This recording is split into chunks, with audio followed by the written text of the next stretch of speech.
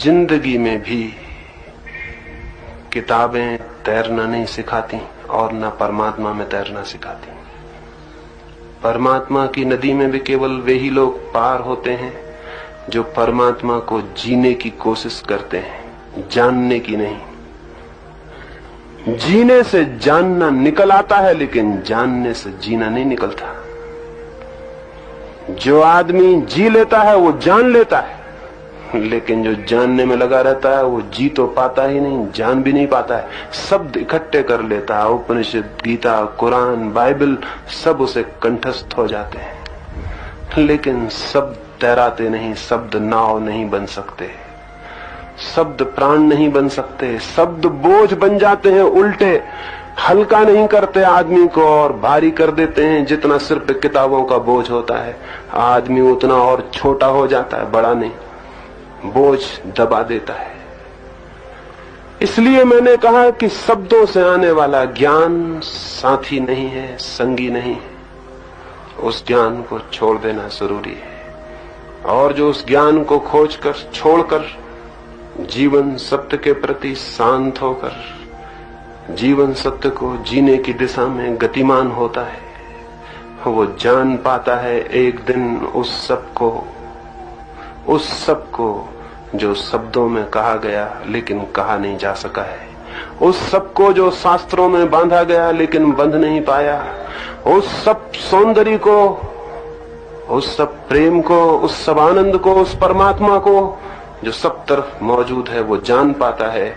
जो धर्म में तैरना सीखता है, उस तैरने की कला पर ही हम इधर 3 दिन तक बात करते थे कि वो कैसे तैरना सीख जाए।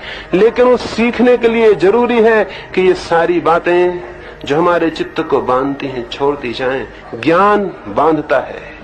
ज्ञान से मेरा अर्थ वो ज्ञान जो हम दूसरों से सीख लेते हैं। बंगाल में एक फकीर हुआ, छोटा उसका एक आश्रम था। उस आश्रम में नए नए लोग आते, ठहरते, ज्ञान लेते। एक नया सन्यासी भी आया, 15 दिन तक वहां रुका। उसने उस वृद्ध सन्यासी की बातें सुनी, लेकिन उसे लगा कि उस वृद्ध सन्यासी के पास बहुत बातें नहीं है, थोड़ी सी ही बातें हैं, रोज रोज उन्हीं को दोहरा देता है। 15 दिन में ऊब जाना युवक का स्वाभाविक था। वो ऊब उठा और उसने सोचा, छोड़ दूं इस आश्रम को, कहीं और खोजूं। ये जगह मेरे लिए नहीं, ये गुरु मेरे लिए नहीं, ये तो बंधी हुई कुछ थोड़ी सी बातें दोहराता है और बात समाप्त। इनको कब तक सुनूंगा और क्या सीखूंगा।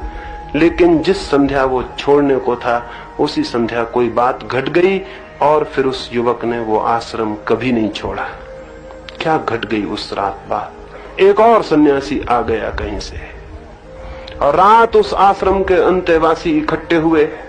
वो जो नया सन्यासी आया था, उसने 2 घंटे तक तत्व की बड़ी गहरी बातें की, बड़े सूक्ष्म, बड़े बारीक सिद्धांत समझाए। जो युवक सन्यासी छोड़ना चाहता था, वो भी बैठ के सुनता था। उसके मन में हुआ, ओह गुरु हो तो ऐसा, कितनी गहरी इसकी बातें, कितने सूक्ष्म इसके विचार, कितनी पैनी इसकी दृष्टि, कैसा कुशल इसका तर्क। धन्य हुआ, ऐसा गुरु हो, इसी के साथ चला जाऊं कल सुबह। ठीक मिल गया वो आदमी जिसकी तलाश थी। एक ये बूढ़ा है जो कुछ पिटी पिटाई बातें रोज दोहरा देता, जिनमें न कोई बहुत सार है न अर्थ। सोचा उस युवक ने कि आज इस वृद्ध सन्यासी के मन में कितना ना ग्लानि अनुभव होती होगी, अपमान, कितना इसकी प्रतिभाहीन हो गई होगी। मन ही मन में कितनी हीनता लगती होगी। इस सन्यासी की बातें सुनकर कैसा मन ही मन में पछताता और दुखी होता होगा।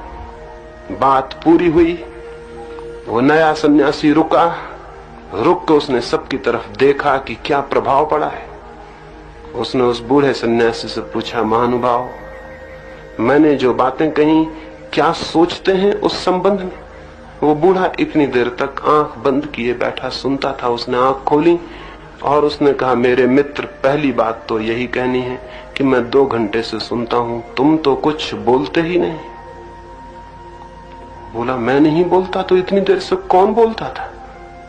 उस वृद्ध ने कहा, शास्त्र बोलते थे, किताबें बोलती थी, तुम नहीं बोलते थे। तुम्हारा बोला हुआ एक भी शब्द नहीं है।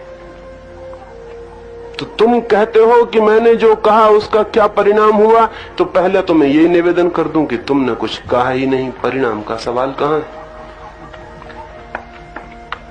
वो जो सन्यासी छोड़ के जाना चाहता था रुक गया, फिर कभी उस आश्रम को नहीं छोड़ा उसने। ये बूढ़ा क्या बोला, ये बोला कि तुम्हारे भीतर से किताबें बोलती हैं, तुम नहीं बोलते। ऐसा ज्ञान जो कहीं और से आके हमारे भीतर बोलने लगता है, किसी भी अर्थ का नहीं, उसे छोड़ देना जरूरी है। और तब जागेगा वो जो हमारे भीतर छिपा है। दो तरह के ज्ञान हैं। एक तो ज्ञान होता है कुएं की भांति, और एक ज्ञान होता है हौज की भांति। हौज में हम क्या करते हैं? मिट्टी लाते, ईंट लाते, पत्थर इकट्ठे करते, दीवार बनाते, हौज का घेरा बनाते, फिर कहीं से पानी लाके हौज में भर देते हैं। हौज में अपना कोई पानी नहीं होता, हौज में सिर्फ अपनी ईंटें पत्थर की दीवार होती है। हौज में कोई पानी नहीं होता, हौज केवल दीवार होती, ईंट पत्थर की घेरा होता है। लेकिन कुएं में काम उल्टा करना पड़ता है। कुएं में सबसे पहले ईंट पत्थर मिट्टी जो कुछ हो उसे निकाल के अलग करना पड़ता है, लाना नहीं पड़ता, अलग करना पड़ता है।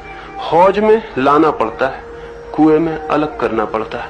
और जब सारी मिट्टी पत्थर ईंट अलग हो जाते तो नीचे से वो निकल आता है जो जल का स्रोत है। कुएं में जल है, ईंट पत्थर ऊपर पड़े हैं, उन्हें अलग कर देना होता है। हौज में जल नहीं है, जल लाना पड़ता, रोकने के लिए ईंट पत्थर की दीवार बनानी पड़ती है। ज्ञान भी ठीक ऐसे ही दो तरह का होता है। एक हौज वाला ज्ञान होता है जिससे पंडित पैदा होते हैं। पंडित ईंट पत्थर इकट्ठा करके दीवार बना लेता अपने दीवार में। हिंदू होने की दीवार, मुसलमान होने की दीवार, वेदांती होने की दीवार, फलावादी होने की दीवार, सब तैयार कर लेता दीवार। फिर जगह जगह से पानी ले आता और अपनी हौज में भर लेता। फिर जिसकी हौज जितनी बड़ी वो उतना बड़ा पंडित हो जाता। हालांकि सच्चाई ये है कि हौज जितनी बड़ी हो उतनी जल्दी सड़ जाती है और उसका पानी बदबू फेंकने लगता है। इसलिए पंडितों के मस्तिष्क से जितनी दुर्गंध जीवन में फैलती है और कहीं से फैलती नहीं। लेकिन कुएं की बात और है। जो आदमी अपने मस्तिष्क से सारी ईंट पत्थर को बाहर निकाल के फेंक देता, जो अपने मस्तिष्क की सारी दीवारें गिरा देता, जिसके मस्तिष्क पर कोई सीमा नहीं रह जाती, मिट्टी पत्थर की सारी परत अलग हो जाती, उसके भीतर से आ जाता है वो स्रोत जीवन का, जल का, ज्ञान का। यह है ज्ञानी जो कुएं की भांति अपने भीतर से ज्ञान को ले आता। वो है पंडित जो हौज की भांति सब तरफ से ज्ञान को इकट्ठा कर लेता। धर्म का पंडित से कोई संबंध नहीं है, यद्यपि पंडित सब तरफ से धर्म से संबंधित होने की घोषणा करते रहे हैं। धर्म से पंडित का कोई भी संबंध नहीं है, ज्ञानी का संबंध हो सकता है। पांडित एक कुशलता है, ज्ञान एक क्रांति है। तो जिस ज्ञान को छोड़ने के लिए मैंने कहा वो हौज वाला ज्ञान है, और इसलिए छोड़ने को कहा ताकि कुएं वाला ज्ञान उपलब्ध हो सके। जो कुआं बनना चाहते हैं उन्हें हौज अपनी मिटा ही देनी होगी, और जो कुआं बनने से रुकना चाहते हैं उनकी मर्जी, वो अपनी हौज को और मजबूत बना सकते हैं, और ग्रंथ लाके अपनी दीवार खड़ी कर सकते हैं, और शब्द सूत्र इकट्ठे करके इतना मजबूत किला बना सकते हैं कि उसके भीतर सूरज की कोई किरण कभी प्रवेश ना कर सके। ये चित्त की दशा है। इस चित्त के बंधे हुए दशा को मैंने कहा ज्ञान कोई छोड़े तो उसके जीवन में क्रांति आनी शुरू होती। एक मित्र ने और एक प्रश्न पूछा है। उन्होंने पूछा है, जैसा मैंने सुबह कहा कि अहंकार छूट जाना चाहिए, तो उन्होंने पूछा है ये अहंकार कैसे पैदा हो जाता है। यद्यपि मैंने सुबह इस संबंध में कुछ बातें कही, शायद वो ठीक से सुन न पाए हो, समझ न पाए हो, तो दो बातें उनसे कह देता हूं। एक छोटी सी कहानी कहूं, उससे उनकी बात समझ में आ जाए। एक बहुत बड़े राजमहल के निकट पत्थरों का एक ढेर लगा हुआ था। कुछ बच्चे वहां खेलते हुए निकले। एक बच्चे ने पत्थर उठा लिया और महल की खिड़की की तरफ फेंका। वो पत्थर ऊपर उठने लगा। पत्थरों की जिंदगी में ये नया अनुभव था। पत्थर नीचे की तरफ जाते, ऊपर की तरफ नहीं। ढलान पर लुढ़कते हैं, चढ़ाई पर चढ़ते नहीं। तो ये अभूतपूर्व घटना थी। पत्थर का ऊपर उठना नया अनुभव था। पत्थर फूल के दुगना हो गया। जैसे कोई आदमी उदयपुर से फेंक दिया जाए और दिल्ली की तरफ उड़ने लगे तो फूल के दुगना हो जाए, वैसा वो पत्थर जमीन से पड़ा हुआ जब उठने लगा राजमहल की तरफ तो फूल के दुगना। आखिर पत्थर ही ठहरा। अकल कितनी, समझ कितनी, फूल के दुगनी बजने हो गया। ऊपर उठने लगा। नीचे पड़े हुए पत्थर आंखें फाड़ के देखने लगे। अद्भुत घटना घट गई थी। उनके अनुभव में ऐसी कोई घटना न थी कि कोई पत्थर ऊपर उठा हो। वे सब जय जयकार करने लगे, धन्य धन्य करने लगे। हद हो गई। उनके कुल में, उनके वंश में ऐसा अद्भुत पत्थर पैदा हो गया जो ऊपर उठ रहा है। और जब नीचे होने लगा, जय जयकार और तालियां बजने लगी। और हो सकता है पत्थरों में कोई अखबार नबीस हो, जर्नलिस्ट हो, उन्होंने खबर छापी हो, कोई फोटोग्राफर हो, उन्होंने फोटो निकाली हो, कोई चुनाव लड़ने वाला पत्थर हो, उसने कहा हो ये मेरा छोटा भाई है जो ऊपर जा रहा है।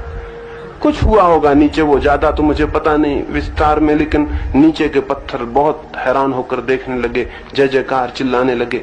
नीचे की जय जयकार उस ऊपर के पत्थर को भी सुनाई पड़ी। जय जयकार किसको सुनाई नहीं पड़ जाती है। बड़ा मजा है। जो जय जयकार कभी नहीं होती वो भी सुनाई पड़ जाती है, तो जो होती है वो तो सुनाई पड़ ही जाएगी। वो उसे सुनाई पड़ गई, वो और फूलने लगा।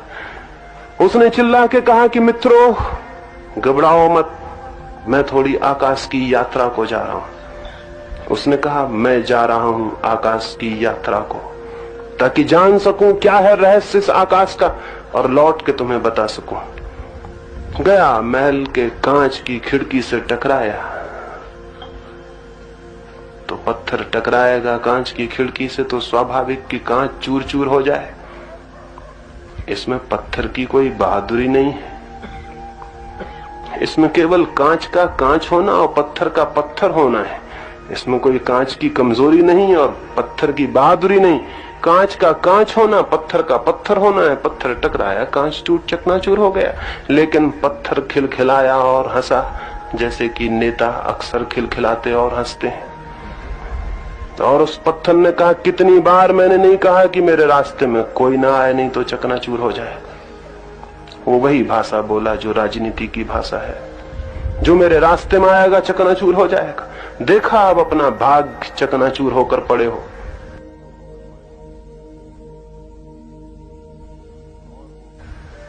और वो पत्थर गिरा। महल की कालीन पर बहुमूल्य कालीन बिछा था। थक गया था पत्थर, लंबी उसने यात्रा की थी। सड़क की गली से महल तक की यात्रा कोई छोटी यात्रा है, बड़ी थी यात्रा। जीवन जीवन लग जाते हैं गली से उठते महल तक पहुंचते। थक गया था, पसीना माथे पर आ गया होगा, गिर पड़ा। कालीन पर गिरकर उसने ठंडी सांस ली और कहा, धन्य धन्य हैं ये लोग। क्या मेरे पहुंचने की खबर पहले ही पहुंच गई कि उन्होंने कालीन बिछा रखा है। और कितने अतिथि प्रेमी और कैसे स्वागत सत्कार के प्रेमी। महल बना के रखा मेरे लिए। क्या पता था कि मैं आ रहा हूं। ठीक जगह खिड़की बनाई जहां से मैं आने को था। ठीक ठीक सब किया, कोई भेद न पड़ा, 1 इंच में चूका नहीं। जो मेरा मार्ग था आने का, वहां खिड़की बनाई। जो मेरा मार्ग था विश्राम का, वहां कालीन बिछाए। बड़े अच्छे लोग हैं।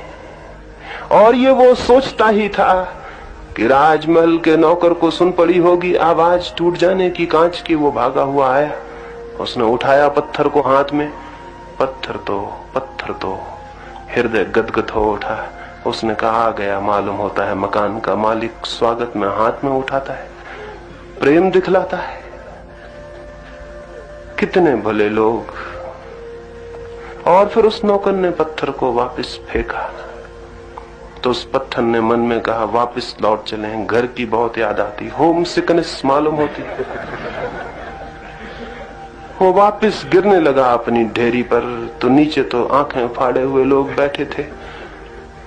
उनका मित्र, उनका साथी गया था आकाश की यात्रा को, चंद्रलोक गया था, वो लौट कर आया था।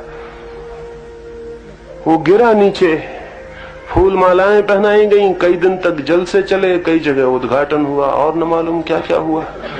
और उन पत्थरों ने पूछा कि क्या क्या, उसने अपनी लंबी कथा कही, मैंने ये किया, मैंने ये किया, मेरा ऐसा स्वागत हुआ, ऐसी ऐसी जगह मेरा सत्कार हुआ, इतने इतने शत्रु मरे, कई चीजों का गुणनफल किया उसने। एक कांच मारा था, कई कांच बताए, एक महल में ठहरा था, कई महलों में ठहरा हुआ बतलाया, एक हाथ में गया था, अनेक हाथों में पहुंचने की खबर दी, जो बिल्कुल स्वाभाविक है। आदमी का मन जैसा करता तो पत्थर का मन तो और भी ज्यादा करेगा।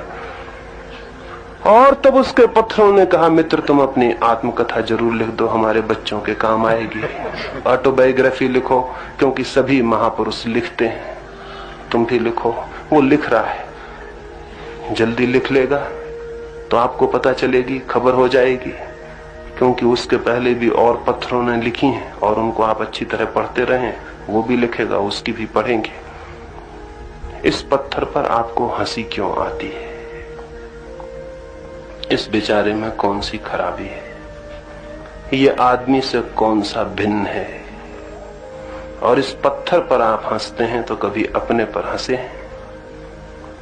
इस पत्थर की इस बात को सुन के आप हंसते हैं कि मैं जा रहा हूं यात्रा को, लेकिन हम खुद क्या हैं? क्या हम भी किन्हीं अनजान हाथों के द्वारा फेंके गए पत्थर नहीं? हमें पता है हम क्यों जन्म लेते हैं, हमें पता है हम कैसे पैदा हो जाते हैं, हमें पता है कौन हमें फेंक देता, कौन अनजान ताकत, कौन अनजान हाथ, कौन अपरिचित फेंक देता जीवन में। लेकिन हम कहते हैं मेरा जन्मदिन है। आपसे पूछा था किसी ने कि आप किस जन्मदिन पैदा होना चाहते हैं? आपसे कोई तारीख तिथि कोई पूछी थी कि आप कब पैदा होना चाहते हैं, जो आप कहते हैं मेरा जन्मदिन?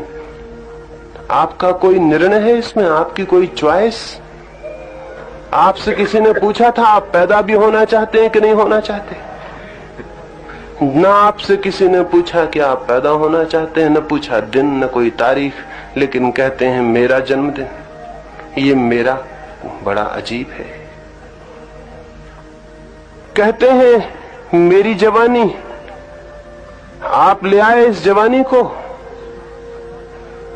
यह आपके हाथ का कोई काम है, यह आपका प्रयत्न है कोई कि आप जवान हो गए? क्या आप चाहते कि जवान न हो तो आप रुक जाते जवान होने से? नहीं, लेकिन कहते मेरी जवानी, ये मैं कहां आ गया इस जवानी में? कहते मेरी जिंदगी, क्या है जिंदगी आपकी? कौन सी चीज आपकी है इस जिंदगी में? कहते हैं मेरा शरीर, क्या है आपका इसमें? इस शरीर में मेरे जो जो कण हैं, न मालूम कितने शरीरों में रह चुके, मुझसे पहले न मालूम इन कणों ने न मालूम कितने शरीरों में की हैं यात्राएं, पशुओं में, पक्षियों में, पौधों में रोज अन्न खा रहे हैं, वो आपके शरीर में जाके आपका हिस्सा बन रहा है, लेकिन कल तक किसी पौधे का हिस्सा था, किसी पौधे का शरीर था। जो श्वास में ले रहा हूं, कहता हूं मेरी श्वास।